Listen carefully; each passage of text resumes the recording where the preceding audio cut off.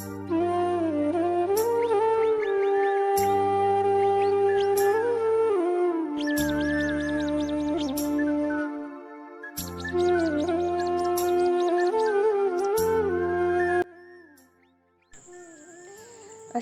আলাইকুম।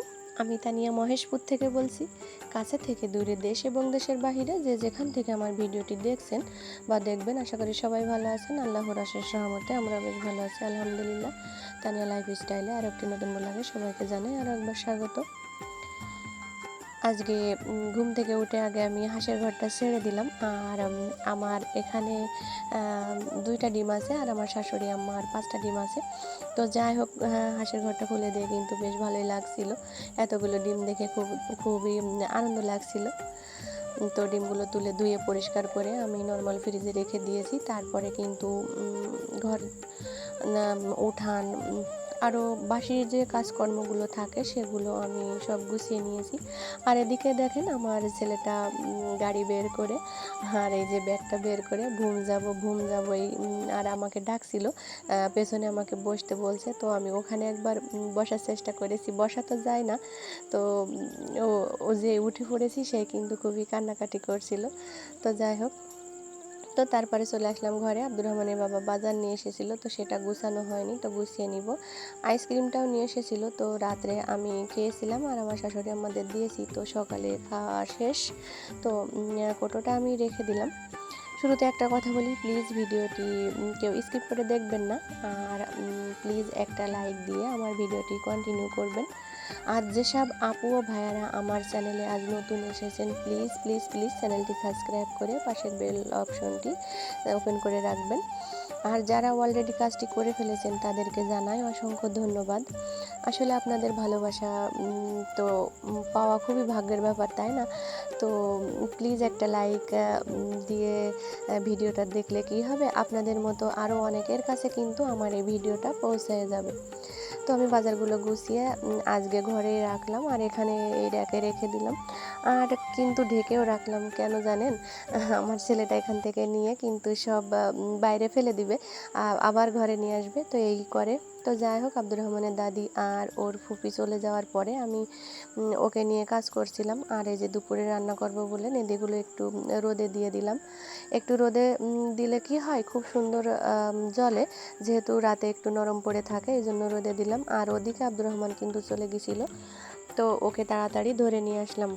আসলে ও যে চোখের পলকে কোথায় যায়, তো একটু খেয়াল না করলে আসলে ক্ষতি হয়ে যাবে আর কি। তো ওকে ধরে নিয়ে আসে। এই যে আমাদের এখানে এই যে ঠান্ডা, এখানে বসে থাকি, তো এখানে মানে পাড়ার যত হাঁস আছে, তো এখানে এসে কিন্তু ভিড় করে। ঠান্ডা তো এই জন্য এখানেই থাকে। আর পানি তো এখন প্রচুর গরম, এই জন্য পানিতে কোনো হাঁস থাকছে না। তো তারপরে দুপুরে রান্না বান্না করব বলে আয়োজন করছিলাম। তো আব্দুর রহমানের বাবাকে ঝাল নিয়ে আসতে বলেছিলাম। তো দেখেন 2জন মানুষের খাওয়া, তো কত ঝাল ধরে নিয়ে এসেছে। আসলে কি বলবো, এই যে গরম পড়ছে, তো এই গরমে তো কোনো কিছুই ভালো থাকছে না, ফ্রিজে রাখলেও মনে হচ্ছে যে শুকিয়ে যাচ্ছে। তো যাই হোক, দুপুরে রান্না বান্না করেছি, খাওয়া দাওয়া করেছি, অনেকক্ষণ বসেছিলাম। তারপরে যে দুপুরে যে খাওয়া দাওয়ার পরে যে থালা বাসনগুলো হয়েছিল সেগুলো এখন নিয়ে এসে ধুয়ে পরিষ্কার করে রেখে দিব, যেহেতু রাত্রে আবার খাওয়া দাওয়া করা লাগবে। প্রতিদিন চেষ্টা করি সঙ্গে সঙ্গে করার, কিন্তু সব দিন তো আর হয়ে ওঠে না। সবাই দুপুরে ঘুমাচ্ছিল আর আমি আমার ছেলেটাকে নিয়ে বসেই ছিলাম।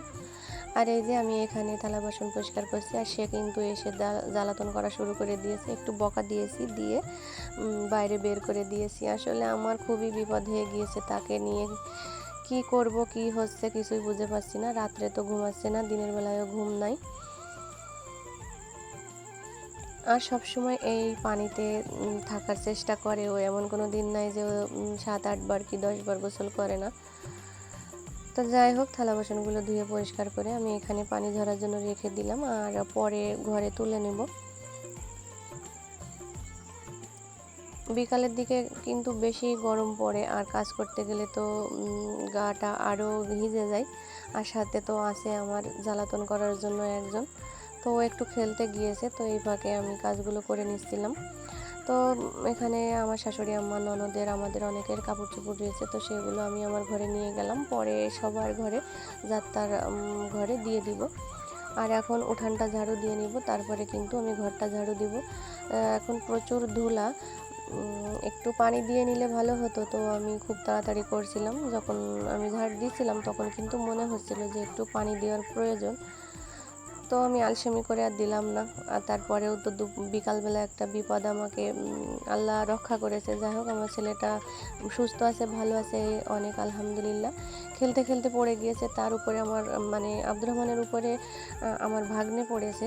তো ও কিন্তু উঠে আর হাঁটাচলা করতে পারছিল না। আমি তো কি কান্নাকাটি শুরু করে দিয়েছিলাম, ও পা তুলে হাঁটতেই পারছিল না। তো যাই হোক, হাঁটতে হাঁটতে সেটা কেটে গিয়েছে। তো আল্লাহর কাছে হাজার শুকরিয়া, আলহামদুলিল্লাহ, কোনো বড় কোনো দুর্ঘটনা ঘটেনি। তো ভাবছি আর বাইরে খেলতে দিব না, যাই করি বাড়ির ভিতরে করব, আর আমার কাজ পড়ে থাক। তো তারপরে ঘর ঝাড়ু দিয়েছি, উঠানটা ওখানে ঝাড়ু দিয়ে রেখে দিয়ে এসেছি, যেহেতু অনেক ধুলা, এখন হাত দেব না, সকালে ফেলে দেব। আর ঘরটা ঝাড়ু দিয়ে নিয়ে এখন কাপড় চোপড়গুলো যারটা তার ঘরে রেখে দিয়ে আসবো, আর আব্দুর রহমানের বাবার আর আমার কাপড়গুলো এই র্যাকে রেখে দিব। চারিদিকে এখনও ধানের কাজ চলছে, এই জন্য ধুলাবালুটা এখনও কমছে না। আর আল্লাহর রহমতের বৃষ্টি যে কখন আসবে আল্লাহ পাক সেই জানে। একটু বৃষ্টির কিন্তু খুবই প্রয়োজন। মানে সবাই তো ধান চাল খুব সুন্দরভাবে গুছিয়ে নিতে পেরেছে, তো এখন বৃষ্টি হলে আর সমস্যা নাই। তো আল্লাহ পাক যদি একটু বৃষ্টি দিত তো খুবই ভালো হতো। তো যাই হোক, আমি কাপড়গুলো ভাঁজ করে এখানে রেখে দিলাম।